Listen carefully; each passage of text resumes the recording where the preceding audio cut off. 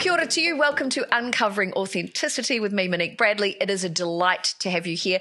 Every podcast episode, I get to talk to amazing people with incredible and interesting stories who uncover who they really are, what they're doing, why they do it, and share some sort of wisdom that may just transform your life. I know it's certainly been transforming mine. And today in the studio, I'm delighted to be having a master craftsman in the studio in photography who helps capture moments and people and things immortalized in history. It sounds so cool. She is from White Lynx Photography. She is Ida Larsson. I hope I said that properly. Thank you. Yeah, close enough. How did that feel? Did it feel like a stadium arena opening for you? Yeah, big time. Was it quite cool? I could hear the applause. I know. So could I.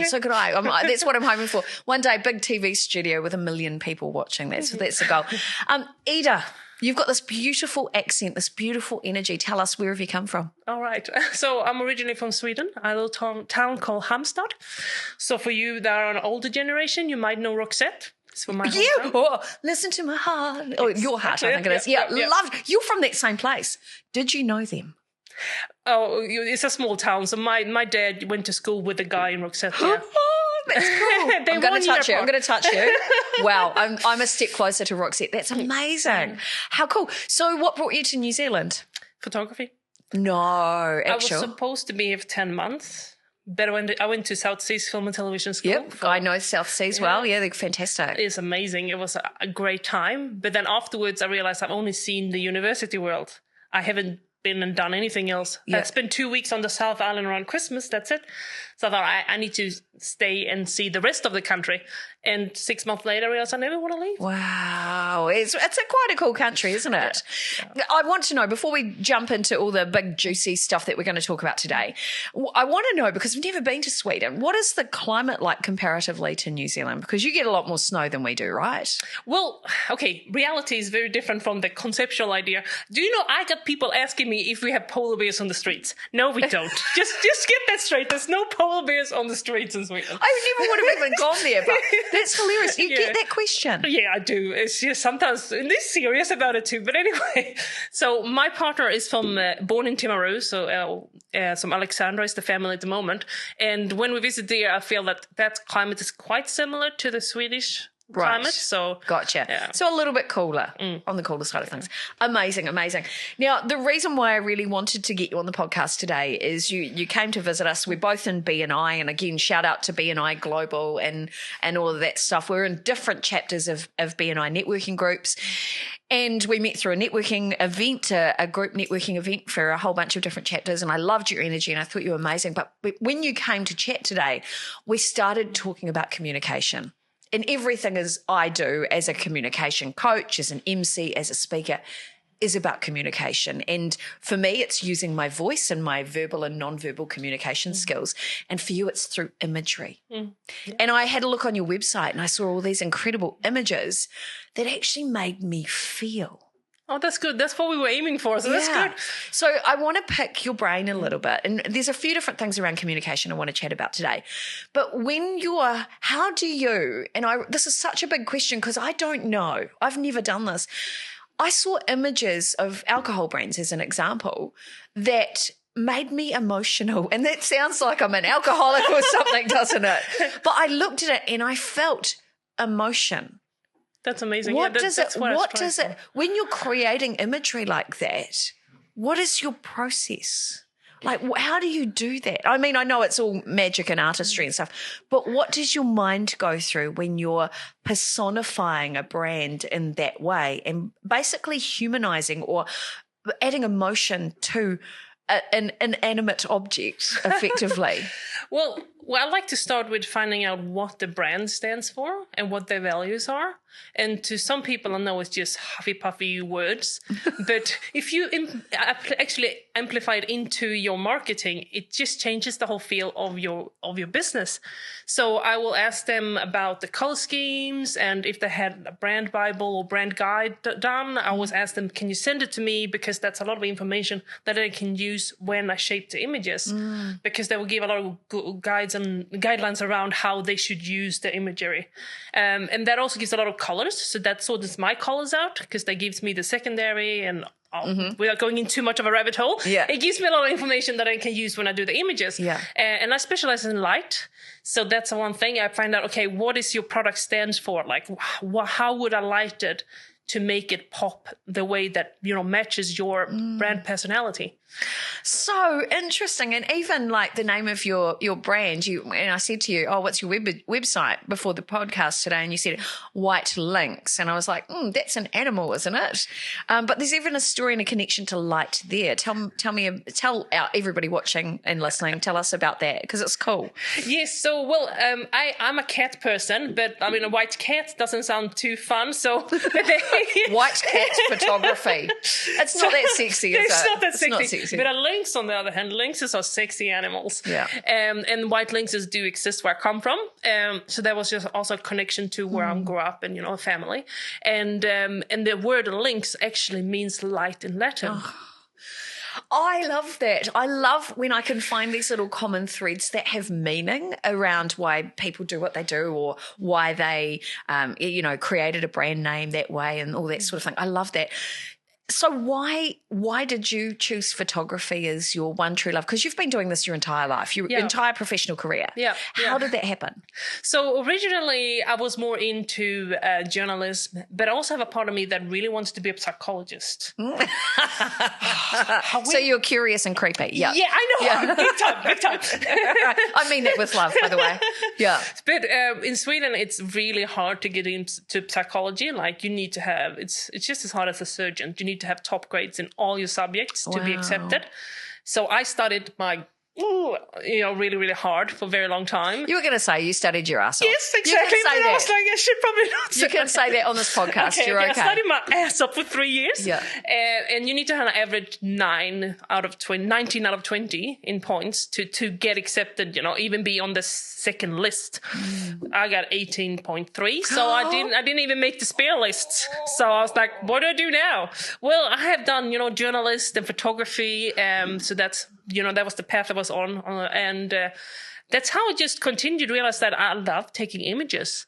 And that's how I then ended up going to South Seas to get better at it. And so was that a loss, or was that a door opening to your real opportunity? I think it was a door opening to a real opportunity. Because thinking back at it now, like, I would hate to be a psychologist. Yeah. I'm a bit of a sponge, so when people have too much emotions, I just suck them up and I carry them. And I'm like, why am I carrying other people's emotions? It's just wearing me down. No, and so now do you feel like through your work that you do you get to funnel those emotions into the art you create? Yes, big time. So, what really makes me want to do what I do is that I can really help people change. Like, I've had people crying when they see the images at the back of the camera that I just taken of them, because the way I see them is not the way they see themselves. They used to be emotional. They used to do the smartphone selfie of themselves, or the cousin who took a photo at a party. Like, but that's not lit properly. It's not taken with the proper equipment. Or with the care that you clearly offer. Yeah. So when I see people in a completely different light to how they see themselves.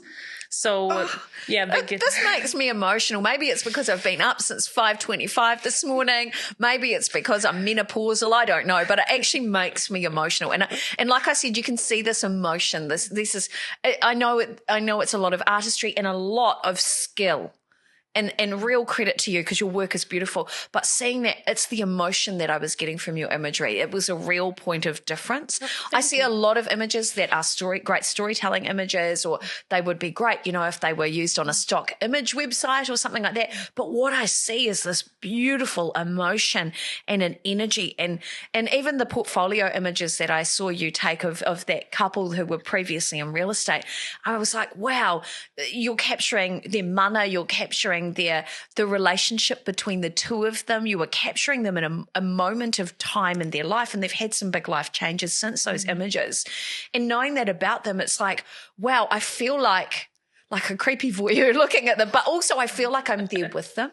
Like, I feel like I'm present. And that's even, I don't know how you've done that, but you've managed to do that even with the products that you shoot and the industrial images. It's like I'm actually almost able to feel into the image. Oh, thank you. It's quite extraordinary. It's beautiful work. So real credit to you.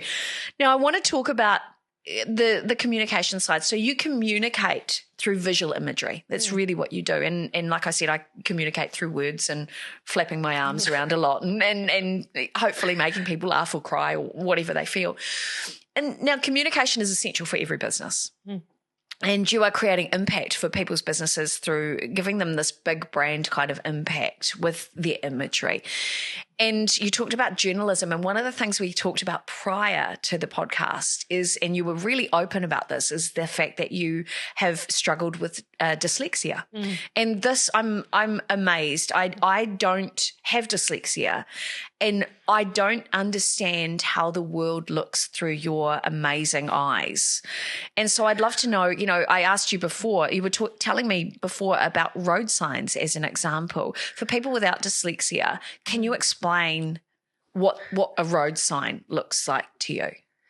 Well, it actually depends a little bit what time of the day as well, because I notice when I'm tired, it gets a lot worse. Wow. Than if I just had a coffee, then you feel like, oh yeah, this is how it's supposed to be, right? Yeah. But then I think road signs is okay. I learn how to manage them, but it's more when people tell me something that is just a picture, like a number related things. It's just a black line. I cannot understand what they're saying to me. Wow. If you were to give me your phone number, I will maybe, if I'm lucky, remember 3 of those numbers, because it's just a black line. There's no connection to my brain because I'm visual. And I believe that has helped me in my career. I was going to say, how has that worked for you in your career? I think it had helped me because it means I'm much more visual, which is what I do for a living. It means that all my 100% is focused on that rather than... I don't know how other people's brain works. Yeah, so your attention to detail goes on to the shapes and the colours and things like that. So what about with things like, because I'm fascinated by the way that people's brains work. In my keynotes, I talk about the fact that I don't think we just communicate verbally and non-verbally. I believe we have the ability to communicate from brain to brain. So a lot of the time when I interview people, I'm trying to understand how their brain works and how they perceive the world. So when it comes to if it was a page full of written content, it might be an organization's brief and they've got all of these marketing words and everything. What does that look like for you? Is it quite hard? A lot of Zs after each other, like...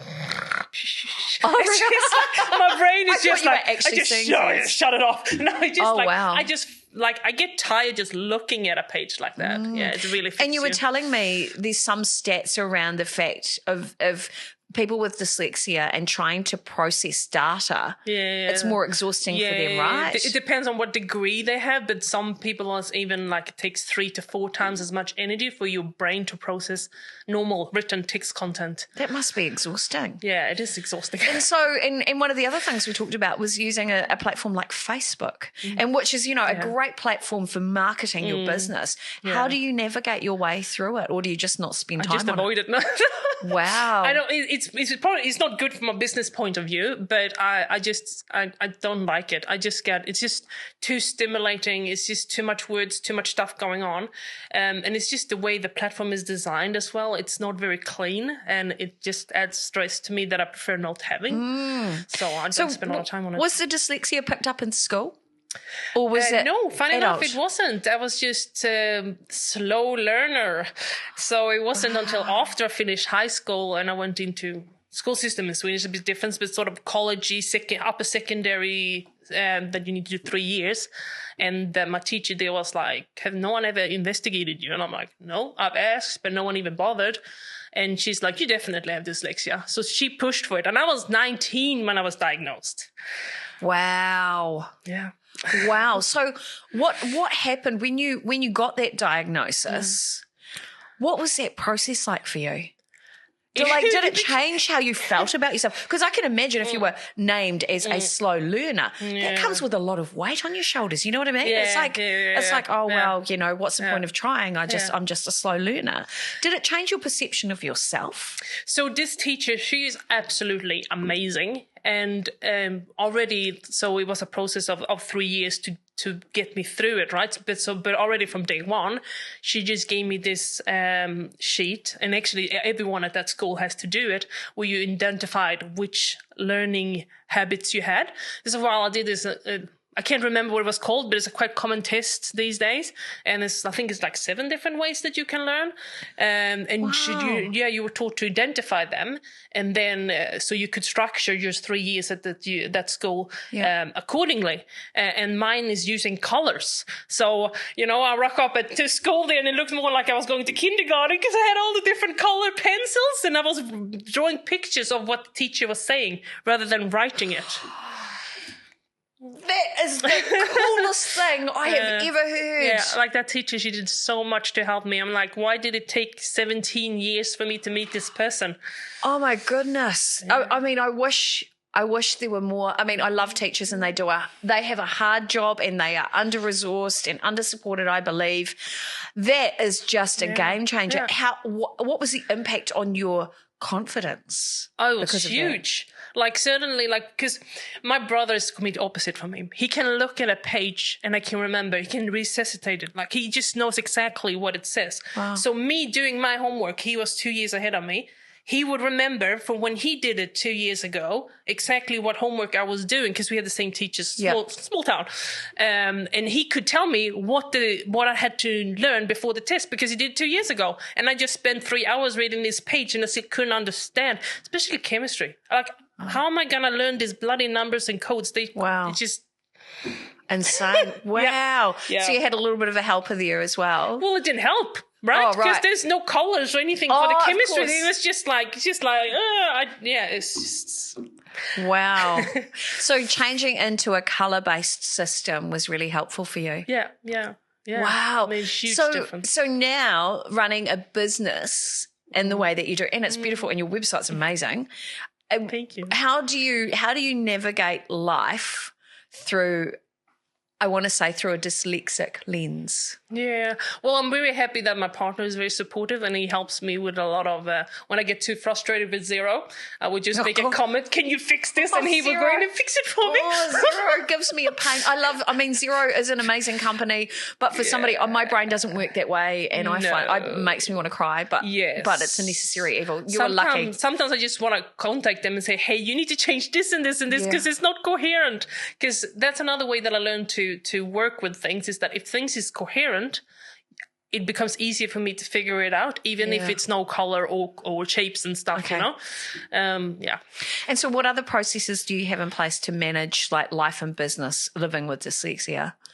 I think I'm lucky that I have a very visual job. So of course. It isn't like, the hardest thing I need to do is write a written quote. That's the hardest thing I have to do in my business life. Yeah. That's amazing.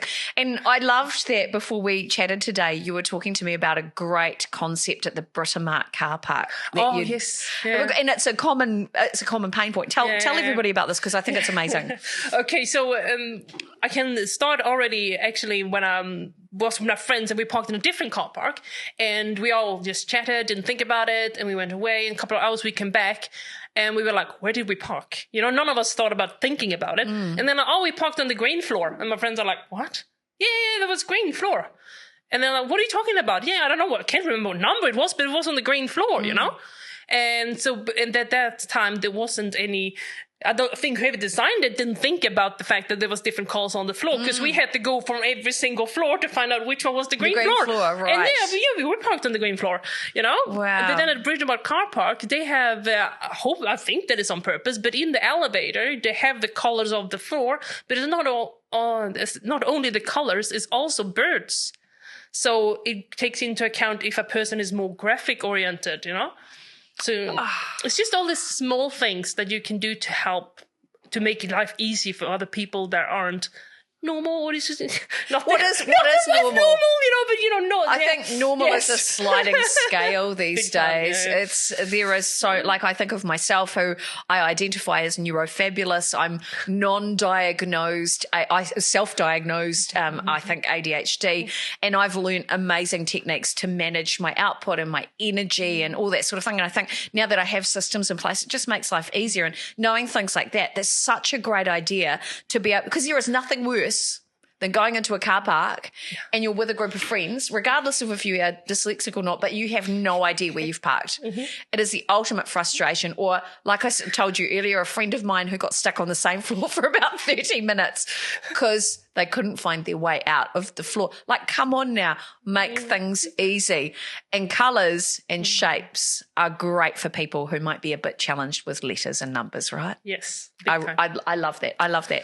So, Ida, this podcast is really about getting to the heart of who people are and what they do, and also an opportunity to, because I firmly believe that in every life experience and in every story that I ever hear, there is a piece of wisdom that somebody wishes they could have told their 16-year-old self, or that they wish they could tell somebody else out there from their lived or learned experience about how to navigate through life. That piece of wisdom that if you're on one of those big international talk shows, and I'd like to think that's where this podcast is heading, a big international talk show, that this is your big moment to share that one message that could transform someone else's life. What would your message be? Oh, wow. Put on the spot here. I know, right? I know, right? Well, definitely that moment where my teacher said, like, hey, there is different ways you can learn, and you just need to find out which way you're learning. Like, if I were taught that when I was a child, my life would have been so different. But then I've also met a lot of people who said, oh, I did that test and I was this, and they never did anything with it. And that always makes me think, like, well, maybe it was because society was more oriented to their kind of learning in the first place. But I will advise people to adopt the results. Like, a lot of like disc methods and stuff is very famous these days, right? But I'm like, go through and actually apply it to your life. It makes a huge difference. I love it. I love it.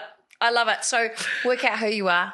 Work out what works best for you. Yeah, make life work for you. Yeah, oh, there it is. Oh, I'm always waiting for those juicy moments. Make life work for you.